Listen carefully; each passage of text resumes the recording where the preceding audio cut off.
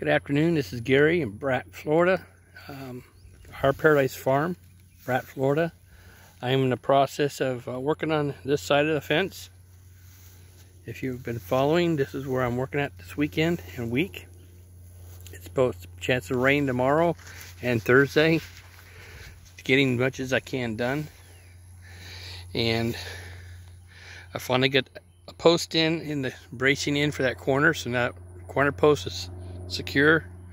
I'm going every 10 feet as much as I can. The flags are set out. Double flag is where the post is supposed to go. Those are set for 10 feet. I have to hunt for used boards. I will show you what that I'm doing there. I'll take you over there now and show you that. I have to. I'm using what they call 2x6, but they're actually 5.5. And I'm ripping them in half so I can actually have two boards. They were part of a shed that was here, and they left the wood. So this is what I'm doing.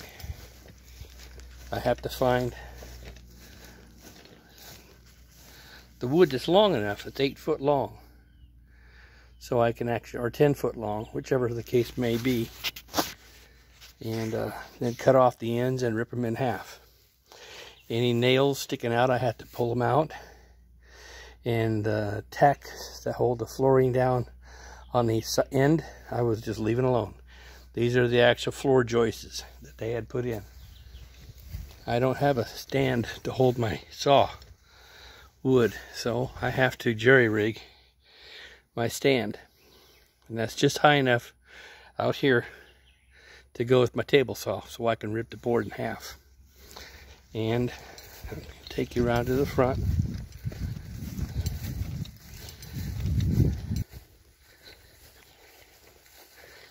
This is what I'm doing now.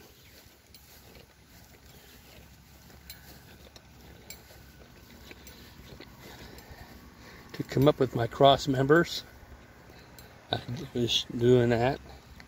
To come up with my beams. These are 7 foot. For some reason they got cut. I won't go into that.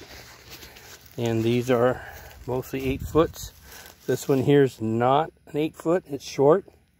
These here I believe are 8 foot. I measure them out. I pull the nails out of them. And that was a top post at one time. See, this is a cover. That was a top post. So these are reclaimed boards. And that's what we searched through to find the good 4x4s. So I'm using these 4x4s as my posts. And this is my next post that's over there to be done. I'm going to put tar on the bottom.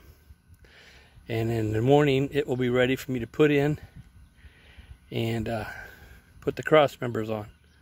Because I like to let the tar sit on the board overnight, so it kind of cures and gets hard on its own before I put it in the ground. If I don't, then the tar gets all the dirt sticking right to it right off the bat, and I try not to do that. So this is what I'm doing.